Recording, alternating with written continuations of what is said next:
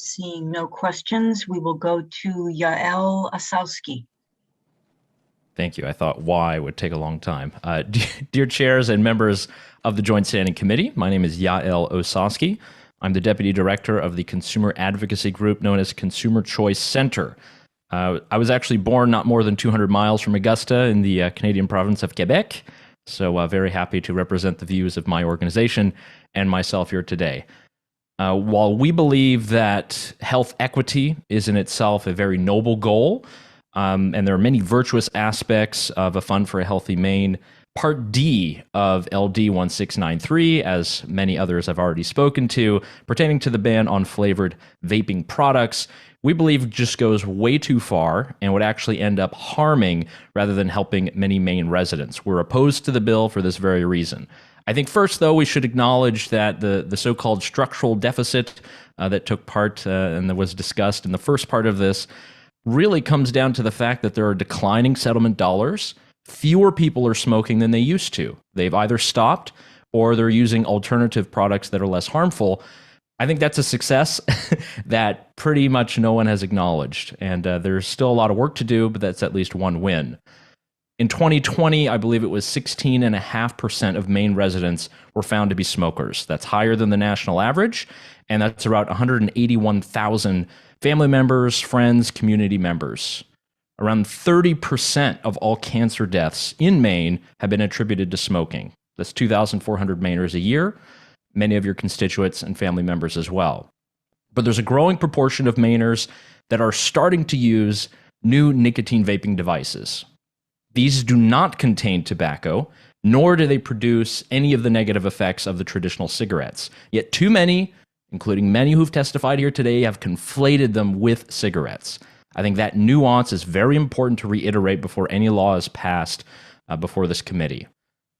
Vaping products and devices have been created and they've been sold by entrepreneurs to solve a problem, that of combustible cigarettes and their byproducts.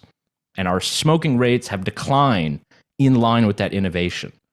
According to all of the latest science and research that we have from health bodies in the United Kingdom, in New Zealand, and in Canada, health bodies that actively promote vaping devices, we know that flavored nicotine devices represent not more than 5% of the harms of smoking.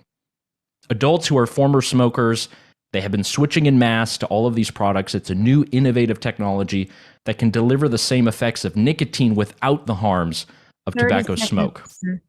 And the flavors are integral to that switch. There are plenty of vapor stores across the state of Maine, whether in Augusta, Waterville, or Bangor, that have been providing all of these products to adult consumers. And we believe the option of providing that and not relegate it to the black market, where there will be no checks for ID, where there will be no regulation. We know what the impact of that has been from cannabis prohibition. We hope it would not be the same for these flavored vaping devices. They're important for adults. They're important for former smokers who are looking to switch and improve their lives. I think we should acknowledge that, allow them the choice, and make sure that our policies are fair, just, and based on scientific evidence. Thank you very much. Thank you. Yes, Representative Perry has a question. First of all, thank you for your testimony. And I am somewhat curious.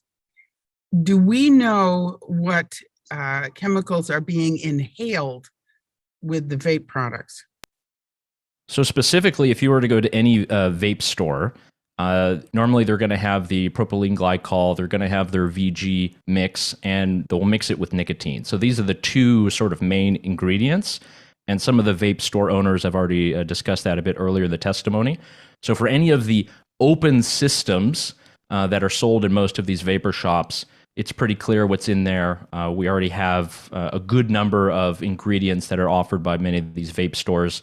When it comes to the cartridges and pods, again, they've been severely limited in recent years, but all of that we do have on the record. I know that there's a lot of question about what's in them. I think that specifically you might be referring to the Valley Scare 2019. That was actually related to the illicit cannabis cartridges that actually injured, I think, around 2,000 people. But that was found to have been cannabis cartridges that were laced with vitamin E acetate. And the CDC did come out with a study on that. Unfortunately, it was too late. but just I think another outgrowth of what happens when things are relegated to the black market. Do we have any information on the long-term effects of the chemicals that are in the nicotine products that are We in do vape? not. Sure. We don't have any long-term studies on that. There have been a good number of pulmonary studies that are being conducted. There's a lot of universities in Israel that are very good with that. And also the United Kingdom. I think United Kingdom has been sort of a leader. They've been doing a lot more research on this. Again, we don't have any of the long-term studies since this market has really only been around about a decade or a decade and a half.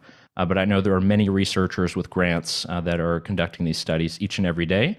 But also, I think you have thousands of vape store customers throughout Maine who've at least been able to improve their lives by switching away from smoking that could testify to their benefits. Thank you.